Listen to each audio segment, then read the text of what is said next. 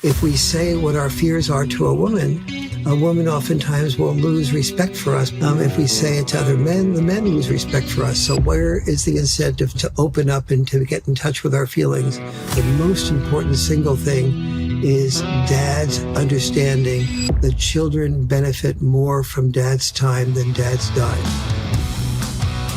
For the past 30 years of my life, I have been dedicated towards trying to understand what aspects of the human condition enable us to succeed or what drives failure. Now, a massive part of my learning, my education, has been focused on training young men. Since I was a SEAL instructor to an instructor at Blackwater, an instructor for the CIA, running my own private training motivational company, working with pro athletes, mentoring dozens of young men in terms of their dreams of either becoming athletes or becoming special operations force members. And I'm here to tell you that in all of that experience, one of the most profound, impactful things that I've ever come across in terms of my research and my understanding of the core problems is through Dr. Farrell in his book, The Boy Crisis. This book has been one of the most impactful pieces of literature and pieces of information that I've ever found. And it is a distinct honor for me to have you on today with us, Doc. So God bless you and thank you for coming on. Well, I have to say it's an honor for me to be with someone who's gone through the incredible trials and tribulations of becoming a Navy SEAL and the dedication that shows toward the country and what you did, what you must have done inside of yourself to overcome barrier after barrier after barrier, and something I could never even begin to think about doing, no less do.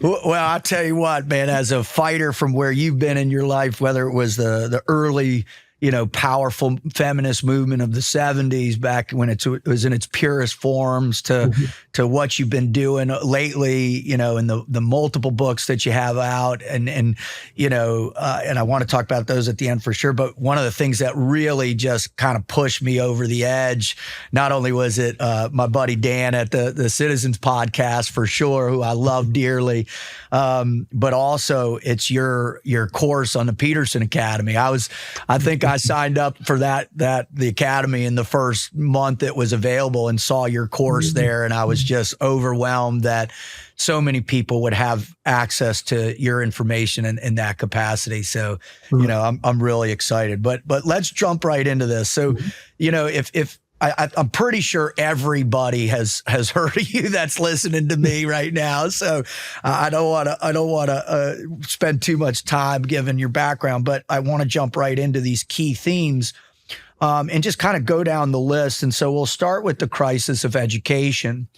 And for me, COVID was a particular moment where things got exaggerated on all levels for mental health, but in particular for children, right? We saw girls' teenage suicide increase by 50%. Now, I have 4 daughters, so a stat like that was shattering to me. And then, we saw all different types of increases in, pharmaceutical applications, doctor's visits in particular with boys. Boys' suicide shot up as well, too. So based on that post-COVID experience with you, where do we sit in the crisis of education with boys in America? We're in a very serious place. The crisis of education happens especially among boys who do have minimal or no father presence, but boys that I call dad deprived. We can't say fatherless boys because every boy has a father, but some boys are deprived of involvement of their father, and oftentimes successful men are just devoted to their family. They experience what I call the father's catch-22. They learn to love their family by being away from their love of their family and being successful. But what really ends up being of value to boys is not the success of the dad, but rather the involvement of the dad, the taking of the roughhousing every day, the teasing. Even though mom may sort of say, what, roughhousing? I feel like I have just one more child to monitor, or the teasing, like you made Jimmy or Jane cry. Why did you do that? You're so insensitive. But it's understanding the value of dad style parenting, that leads to boys being so much more able to handle life, to overcome barriers, to know how to know how to empathize, and believe it or not, the roughhousing on the part of a parent, 99% of the time, usually it's the father, but it can also be the mother. The roughhousing leads to empathy. So, can you imagine a dad saying, "Sweetie, I want to," sweetie meaning the mom, I want to roughhouse with my three kids because, they're going to be really, that I'm going to want to increase their empathy. And mom would go, "You must be kidding." And how many dads would even know that roughhousing is connected to empathy? But the reason it's connected to empathy is, let's say you have three kids, and you have you put them on the couch and say, "Okay, your job is to jump on my back and pin me down before I pin the three of you down." And they get all excited, and mom is looking on and going, "Oh my God, what's going to happen here? Somebody's going to get hurt sooner or later." But on the other hand, I don't want to interfere. I don't want to be controlling. The kids seem to be having fun. I just hope dad will know not to be too rough with them. And, but I just fear that somebody's going to get hurt. And, chances are about 99% mom's right. Somebody gets hurt eventually. Not the first time, the second. And, and mom goes, "Oh my God, I should have interfered. I should have said something. Now I feel guilty that I didn't say something." But I guess, dad will, know now. He can see that somebody did get hurt. So he'll stop. But, the dad says, "Okay, if you do this again, if you put your elbow into your sister's eye like that, you're going to be, there'll be no more roughhousing." And mom goes, "What? You're giving them another chance? You must be crazy." And then sure enough, mom's right again. The kids, forget the boundaries, and somebody hurts the other one. And now dad says everything that's crucial. He says, "Okay, he doesn't just set the boundary. He enforces the boundary." He said, "I gave you that boundary. Now you violated it. Roughhousing over." It's like telling a puppy dog, "Okay, you did exactly the opposite of what I told you to do. You pooped in the house, and so now there's no treat." And so now is where the change begins to happen. The next time the roughhousing happens, and dad says, "Consider your sister and brother's feelings. Don't be too rough." The kids know that they're going to lose the roughhousing because they have lost that roughhousing last time. Dad didn't set a boundary. He enforced a boundary. And one of the biggest differences between dads and moms, on average, and sometimes this is reversed, is that moms set more boundaries. So they'll set bedtimes, let's say at 8:30. But children supervised by dads will set boundaries a little bit later, like 9:00. But the children supervised by dads are more likely to get to bed earlier, not because the boundaries were set earlier, but rather because the boundaries were enforced. The child is more likely to come up to mom and say, "Oh, mom, I didn't get my homework done. You don't want me to go into school tomorrow without doing my homework, do you?" And mom goes, "Oh, I did tell you to get off the phone with Jane or Jim, whatever, and you spent an hour and a half on the phone. You could have been doing your homework during that, but you're right. I don't want you to go into school tomorrow without having your homework done. Okay, do your homework." And so the kid learns, "Aha, I can do both. I can get away with it." Whereas dad is more likely to say the same thing the first time, but the second time, dad will almost always reinforce the boundary and say, "Sorry, you're going to have to go in tomorrow to school without doing your homework. That's the consequence that you're paying." Now, if mom and dad are divorced or separated, can you imagine the mom hearing that the child was allowed to go into school without doing the homework, without understanding that that's part of boundary enforcement, and the consequence the kid learns that feels like a dad that's neglectful of the child. And that's one of the reasons that so many moms often feel like, "I don't want the dad to have father time," because no one understands the value of father time. Wow,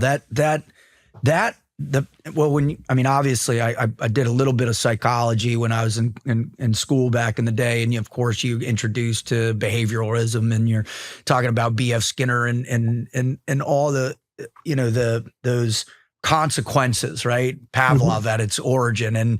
And I think what the interesting, because I went through divorce and there was definitely different types of things taking place at both houses. And so it was much more difficult to rein in those consequences because I'd travel a lot. I've always traveled a lot. And so I'd come home and I was kind of the dad weekend, and the girls would be like, okay, it's fun time with dad. But then it was always that establishment. And one of the things of those boundaries, one of the things that I love that you integrate with it is really the development of that empathy concept, right? It's teaching your sons to have a higher emotional intelligence earlier. Why do you think that that's good instead of more leaning into teaching your kid to be, in our world, we call it the warrior mindset, right? Why do you believe that it has to be more of a balance between those? Yes. Well, first, yes.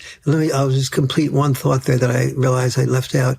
The empathy, I was saying at the beginning of that roughhousing that Dad was saying that I want to teach the children empathy, therefore I want to do roughhousing. And that seems like so counterintuitive.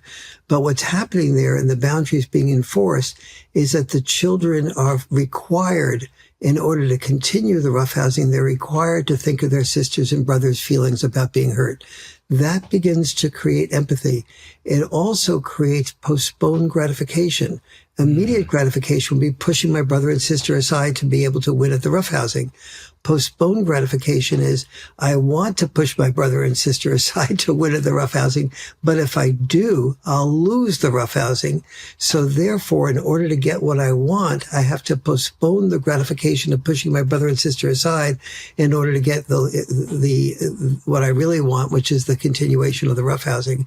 And postponed gratification is the single biggest predictor of success or failure in life. And both genders too, right? It's everybody. Yes, absolutely.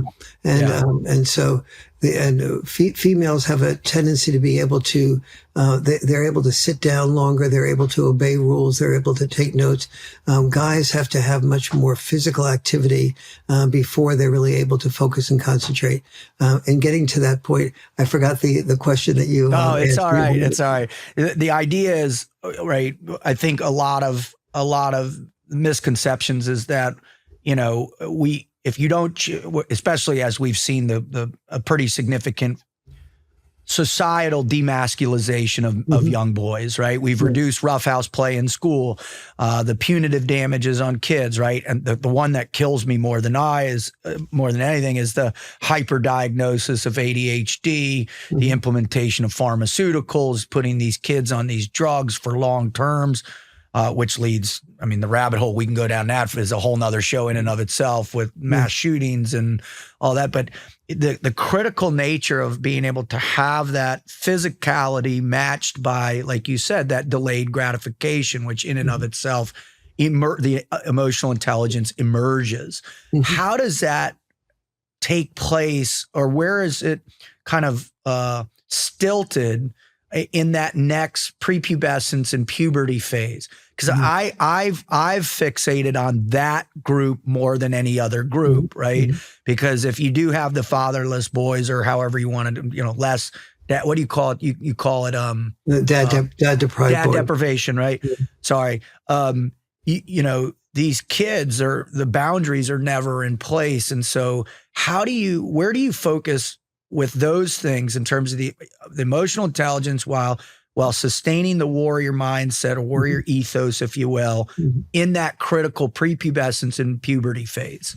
Yeah, there's so much in that question there where we're going. I have a tendency to do that, Doc. I'm so sorry. No, that's great. It's so the first thing here is that. Thank you so much for listening.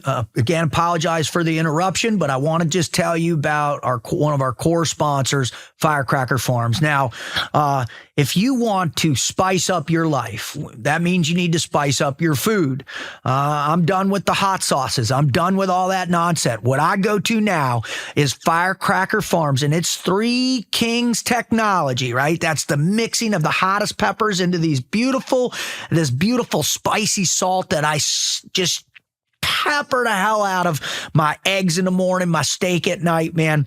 This is one of the best products I've ever had. It's really just brought a whole new nuanced approach to how my food tastes and my enjoyment of it. And you know what the kicker of this whole thing? It's a family-run business, and I love those family-run business. My buddy Alex and his family put their heart and soul in delivering this incredible product. So go visit firecracker.farm, punch in promo code of RUT15, that's Romeo Uniform Tango, and get your taste buds going. Booyah. Where we need to go in the future is to create this balance between heroic intelligence and health intelligence. And heroic intelligence is wonderful up to a point, meaning that it gives us the opportunity to know how to overcome boundaries, to do things that aren't easy for us to do, like you did with it. You know, every single step of being a Navy SEAL is just like doubting yourself. Okay, no, I can do it. Then maybe failing here or at a time or two, and instead of giving up and saying, I can't do it, having the resilience to come back and try again. And to sort of, and rather than hear people constantly around you complaining, that demoralizes you, having people around you saying, no, I can do it, and focusing on that. That's, more heroic intelligence. However, it's also important to know that to become a hero, let's say you're in boot camp, and the sergeant, let's say you're Jewish, and the sergeant makes a comment like, okay, look at, so he makes some type of anti-Semitic comment, and you raise your hand and you say, excuse me, Sergeant, sir, but, I was, I'm Jewish, and I was really offended by that anti-Semitic comment. Now, the response of the sergeant will be something like, oh, isn't that little sweet? Look, we have a little Jewish boy here. Why don't you do 10 push-ups, Jewish boy, if you can do a push-up? Do you know what a push-up is, sweetie? That pretty much sounds about right there. Yeah, right. Maybe the little sergeant in me. There's one in all of us. You know that. And so why is the sergeant doing that? The sergeant is doing that because the sergeant knows that the war machine does not operate well with squeaky wheels. And when people complain that your job as being part of that war machine is being willing to die and do everything that you need to do without concern for yourself and your feelings or your fears, but to overcome your fears and to recognize that, yes, you have a good chance of dying. And if you don't have a good chance of dying, you'll come maybe back with PTSD. And that is your job. And if you make close friends, it's going to hurt all the more if a really close friend dies in your hands, or gets, shot and it is not quite killed, and you spend a lot of time rescuing him or her, and maybe you'll get killed in the process. But that's exactly what your job is. So don't focus on your fears. Don't focus on your feelings. Now, that is extremely healthy for people who are being trained to die, trained to be disposable. And that was the male role, was to be willing to be disposable. Men were really trained to be the disposable sex, either in war or in work, either as, in all the hazardous jobs. 93% of the people that are killed on hazardous jobs are males. You think of your construction workers, your long haul truck drivers, your people who are logging trees, all of your welders.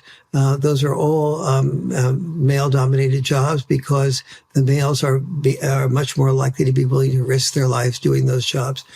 And so that is useful for doing the jobs that are necessary for the survival of the nation. We are not being ruled by Nazis, because we had millions of men all over the world that have died, preventing us from having to be ruled by Nazis. And so this is the positive value of that, but it's also the negative value, because those men learn to repress their feelings and give no thought to themselves. And so when they came home from from, if they did manage to survive the process and came home, men are 20 times as likely to die of suicide as they are to die in any given year in a war. And so that is really, and so that means that their emotional intelligence, their willingness to speak up and say, you know, I really was offended by that, or I really am hurt, or I'm, you know, my leg, I think it, you know, is infected and it could come off, and say what we feel. That has been neglected, and the result of that is twofold. You mentioned before that, you know, that we're oftentimes lonely and we don't have friends, and that loneliness creates mental health problems, and especially during COVID. And so this has been, but even outside of COVID, if we say what our fears are to a woman oftentimes will lose respect for us because we're sort of talking about, we fear that a woman will lose respect for us because we're showing vulnerability and she wanted a strong man. If we say it to other men, the men lose respect for us. So where is the incentive to be, to open up and to get in touch with our feelings? We men are very bottom line. And we know that if we can't express our feelings in the long run, why even get in touch with them in the short run? Because it's only going to go to some place that's going to frustrate us, and we won't be able to do that. So we're not even in touch with our feelings, because we know that there's nowhere down the line that anyone wants to know who we are. So we spent the last half a century focusing on women and women's problems women don't think that we have problems, but they think that we're filled with power and we're the male patriarchy and things like that, because we haven't said anything, and women can't hear what men don't say. That's brilliant. That's brilliant. As I think about what you're saying, because I mean, I've lost, last count, I think it's 16 of my friends have committed suicide in the last 7 years alone. You know, or I'm averaging about 4 or 5 a year, and a lot of that is, well, you know, we have a concept. It's, you know, a little bit more than PTSD. It's called operator syndrome, and it's a unique constellation of about 17 different mental health things. And one of those in the mental health side is this existential shortfall, right? You get engaged in that deeper level purpose, and then when you come back to re-engage in the more mundane, or, you know, I think mundane always has almost a negative connotation, right? The application of skill sets every day that make your life function, that take care of your family, or, you know, to take care of yourself. I think that you lose that, the desire isn't as much as it was when you're at the higher level. And so I see with young men, what I always try and do is I try and, you know, put them in a physical environment, break them down physically to create the space to where, hey, let's have the discussion of why the motivation is coming up short. Why are you not, what right now don't you want to push yourself? Why? What type, is there something fatalistic that it's not going to have no relevance long term? You don't have the capacity, all those things that you had talked about that definitely went through my brain in training. With young men right now, where are you seeing specific types of programs that are positively impacting young men, that are teaching them these variables, from the emotional intelligence, right, to that sense of relieving the economic presupposed pressure of you're only the breadwinner, you're only this. And then, you know, also, you know, the consequences of society. I love that idea, the consequences of society. I think what programs are really working well in your opinion that exists right now? I think the most important single thing that's been done is in Florida. There was the Speaker of the House there did read The Boy Crisis and use them with his kids. And when he found that it worked well, for he and his wife were together, they were married. They had 3 or 4 kids, and it worked well there. They gave The Boy Crisis to the head of the Republican head and the Democratic head of the family committees within the Florida legislature, and they ended up passing a bill contributing $70 million of funds to help Mothers understand the value of fathers, and fathers understand their own value. All the things that I mentioned before about the roughhousing, and in the Boy Crisis book, there's just a whole list of things that dads tend to do, like teasing, like taking kids camping, like letting kids get lost, but not so lost that they can't find the way back ultimately. That was my job as an instructor in the SEAL teams. I let them get lost. And wow, yeah. Tell me about that. What was it's the consequence, and I think what I found raising 4 daughters is that the adaptation of the consequence into the behavioral shift happens so much more rapidly than any other of the young men I've mentored in my life. It's a much more subtle process with them, but they require deeper level consequences. Yes. So in our training, the consequence is death in our world. So we have, these wide spectrums of allowing them to fail, and that failure. So failure in my mind and in my world and kind of how I teach it, failure is this, I call it the positive application of pain. Right. And I get the shift in perception of what pain actually is, and that we need those pain points. We need those consequences to reverberate in that emotional state. Right. Yes, I'm afraid, but it's also commingled with the idea of courage. Right. And so you have courage that draws the motivation. You go out, you fail, you learn profound lessons, then come back. And then if you have the right role model, the right teacher, the right influence, they'll help you adapt the intensity of that consequence to shift your change in behavior more rapidly. Yes. And so absolutely. I think for boys, they have a much more intense need for the heavier consequence, that pain, versus girls, they adapt much quicker. Yeah. That's probably quite true, and it's really so. For a parent imagining this, let's say here might be a typical scenario. A child comes up to a mom and says, "Mom, I'm going to climb the tree in the backyard," and mom goes, "Well, sweetie, maybe in a few years, okay, but don't." You can't do that now. The tree is too tall, and there's new branches, and the branches could break, and it's much too dangerous. So the child goes up to the dad and says, "Dad, can I climb the tree?" And not telling dad what mom said. And dad says, "Well, it's a big tree, so be careful, sweetie." But yeah, okay. And so then the kid climbs the tree, and mom looks out the window and says, "Wait a minute, I told you couldn't climb the tree." "Well, dad said I could." And so what's happening there and what is needed. And so we have a really good example of the difference between mom-style parenting and dad-style parenting. And the ideal is to have what I would call checks and balance parenting. And so the connection there needs to be something like this type of dialogue. I told Jane she couldn't climb the tree because it's too tall, and you just let her go ahead and do that.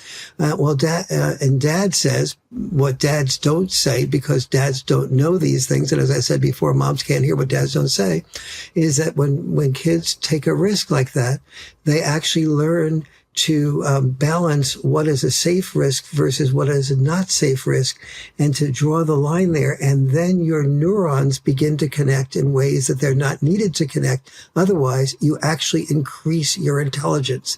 And that's, that's study based. That's the data for that is in the Boy Crisis. And so so dad has to first inform himself of what is the actual value that is proven in dad style parenting, and then kindly share that with the mom, while mom shares what the value of mom style parenting is. Like, I want to prevent our daughter or son from getting killed by going up too high and falling too far. And they're not old enough to make those decisions yet.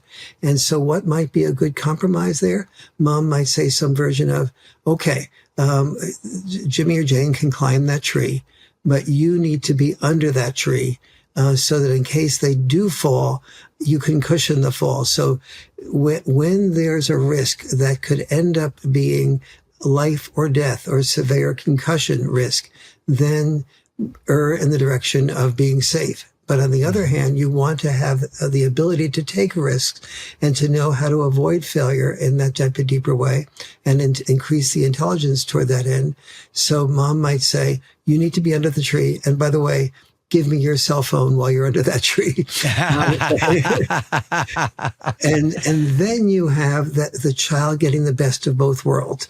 They have a chance to sort of take risks, increase their intelligence, understand where that fine line is between too much of a risk and and not generating new brain cells that help you know where and when to take a risk. And so those are that's just an example of of how dads and moms really need to understand the value of each child's parenting. But a lot of what dads do looks like it is dangerous or a bad idea to the mom who isn't informed this way. So from the mother's perspective, the dad that lets the child take too much of a risk is just not caring about the kid. And that's why dads need to really inform themselves as to what the value of that is. And like what they did in Florida, is they develop programs that inform dads about their value and inform moms about dad's value. And dad involvement is actually a woman's issue. Every woman I dated I was married for quite a while and then divorced for a while. And then 30 years ago, I met the woman who became my wife and is my wife. And in between, almost all the women I dated were single moms. And every single mom used the word overwhelmed.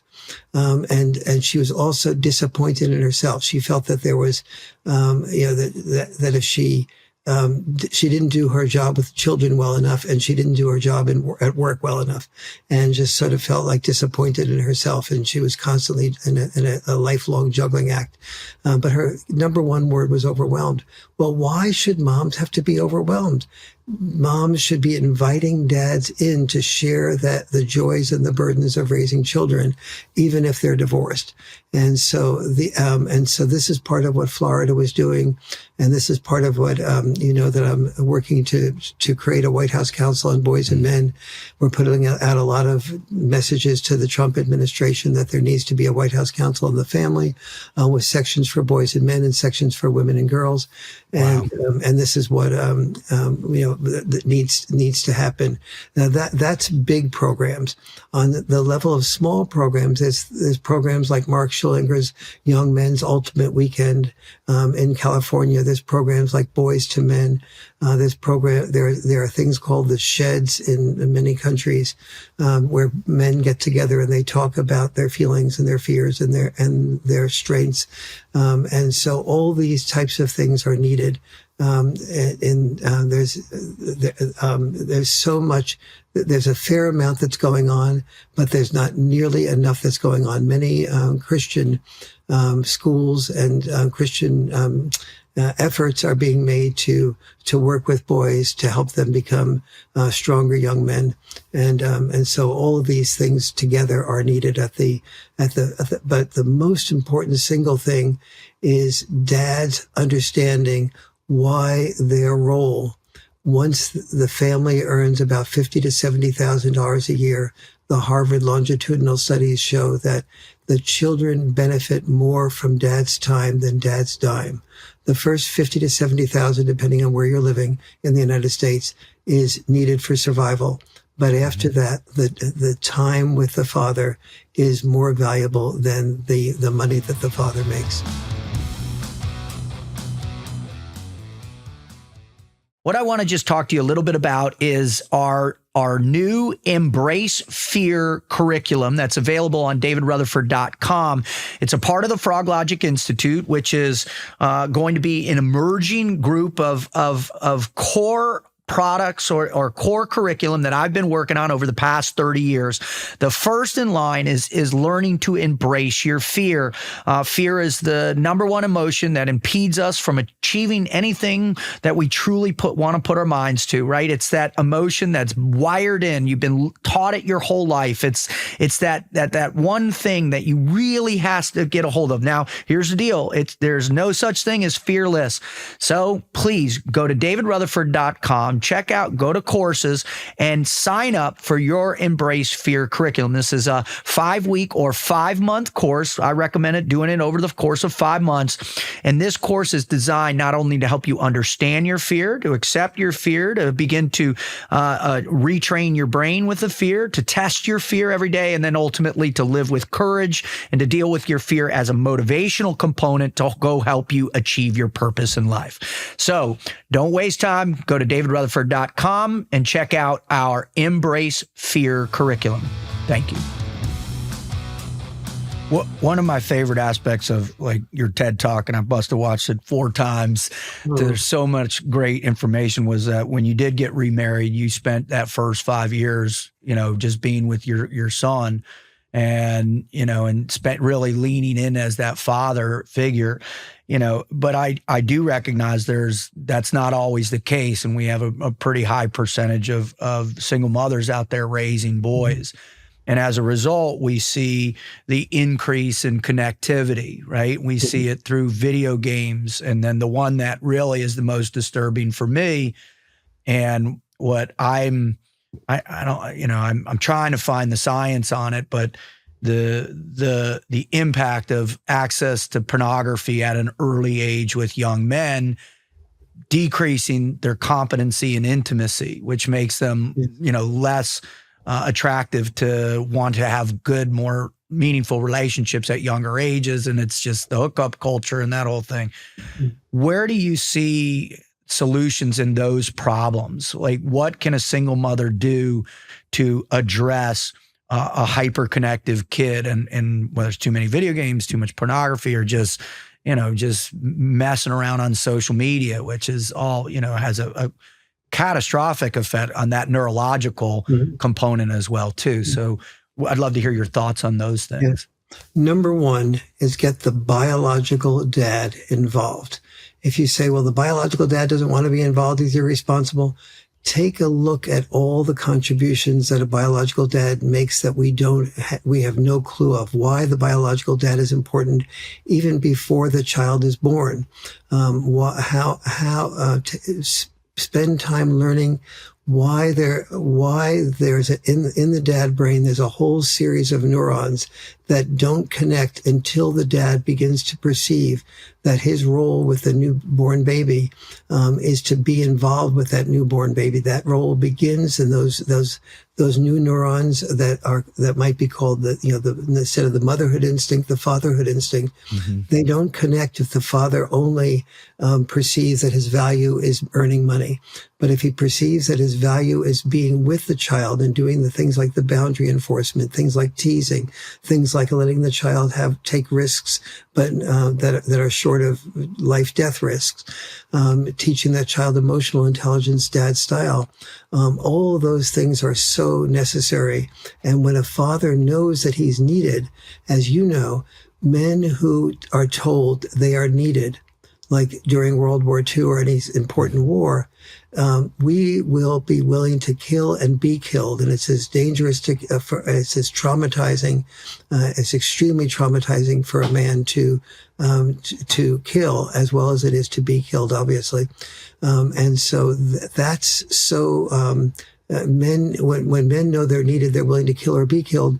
But when they're told that they're needed to love, it's a lot easier to love and be loved than it is to kill and be killed. And so when a mom says, I didn't realize there was value to your roughhousing. I didn't realize there was value to your teasing. I didn't realize there was value to to the things you do, even though that you couldn't express what those values were. I now understand what that is. You're needed. Now, and even when I ran for governor of California, and I spoke to prison populations, and about 90% of the prisoners were dad-deprived prison males. And when I told them of the importance of fathers, many of those men, tattoos and muscles like I'll never have, said, would come up to me and say, "Dr. Farrell, can I tell you that I never thought I was of any use to anybody in my life, Wow. and therefore I might as well stay in prison. But now I want to do everything that I can to get out of prison as soon as possible, so I can prevent my children from becoming the type of person I became, making the type of mistakes I made." And so the first thing is try to get the biological dad involved. If there's no option for that, if the dad is dead, then I ask you to get involved, get a stepdad involved. But most stepdads are reduced to the position of advisor. So learn in the Boy Crisis book how to create a real equal relationship with the stepdad, and that stepdads almost always love you, and they really want to care deeply for the children, but they can't care for the children if they're told that all their suggestions are secondary to your ideas. They have to be equal partners, and you have to learn from them as well as them learning from you. And so that's step number 2.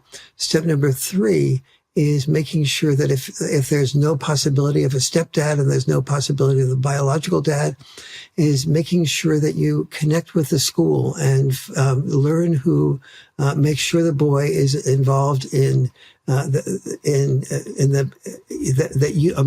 make sure that you do the boundary enforcement, not the boundary setting, but the boundary enforcement that the dad doesn't do.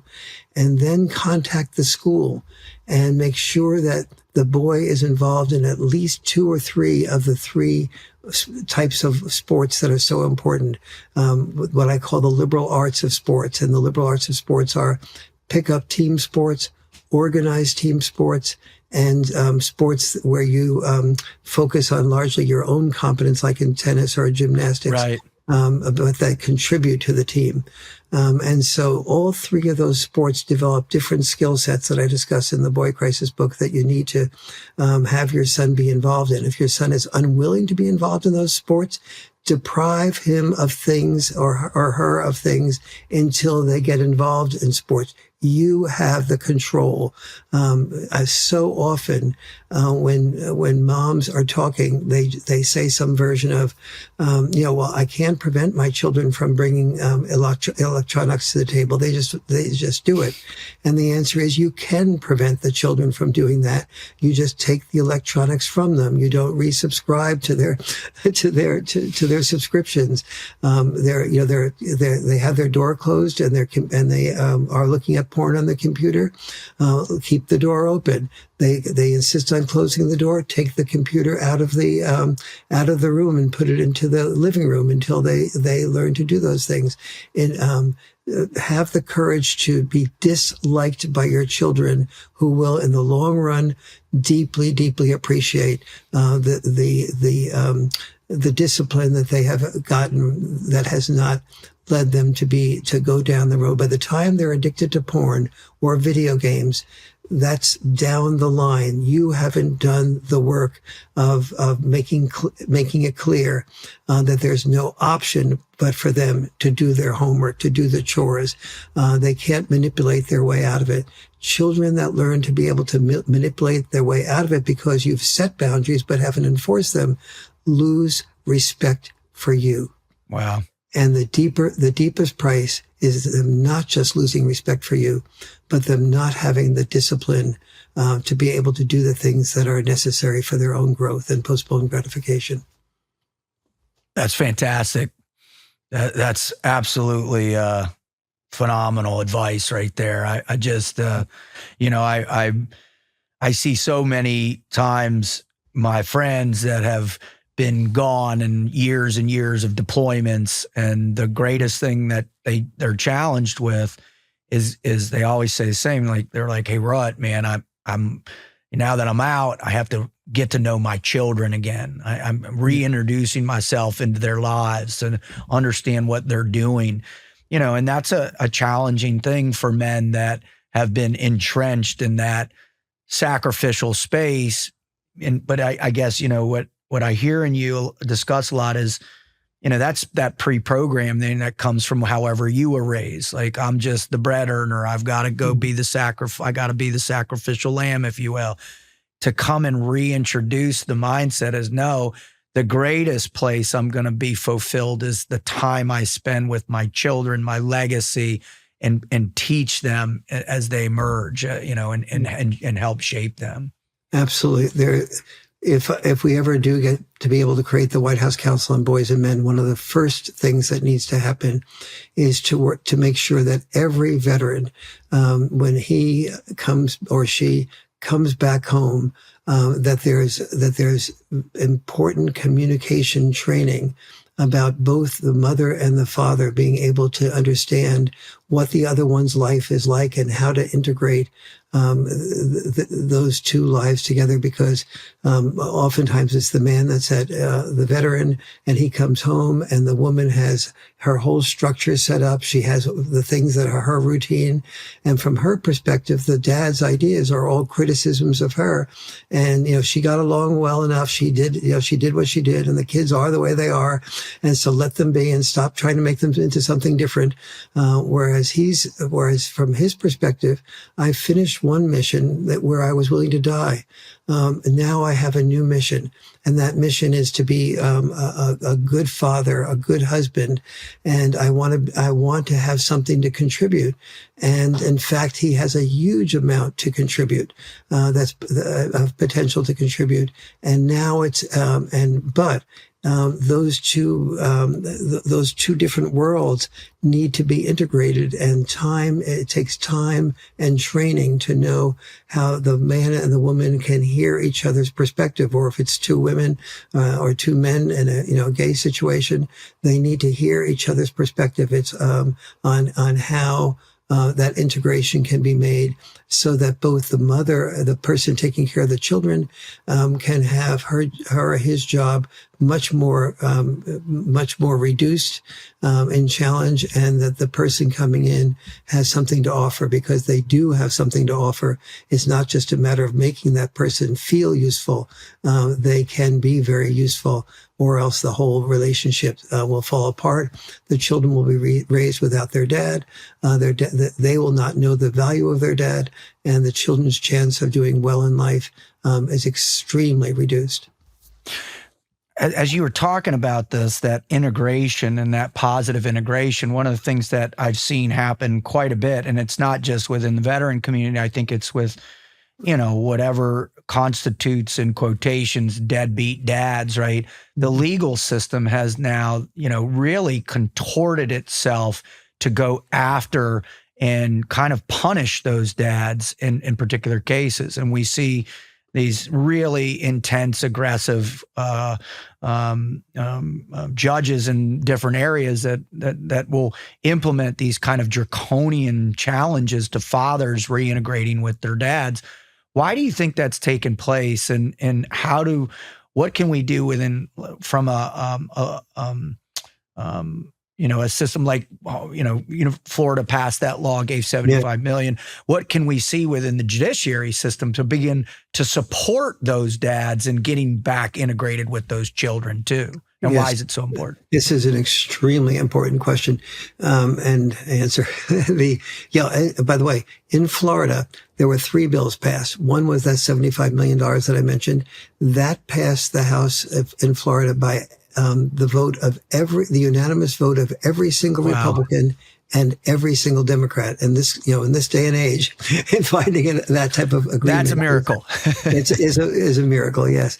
Second, another bill that was passed by Florida was equal shared parenting. And that's been that is required as the predominant, the go-to starting place, short of any parent being abusive or, alcoholic in some type of way.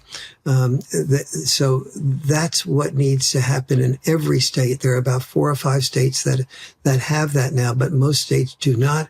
A number of states are moving toward that. Now, you were asked the question, why is there just not the assumption of equal shared parenting everywhere?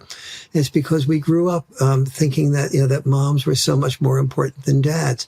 It wasn't until about 50 years ago, and the beginning of understanding something differently was the Moynihan Report in 1965. And the Moynihan Report found that when they first started doing the Moynihan Report, there was the fear that they would be blaming the black community, black people for being really bad people or not having effectiveness with their children.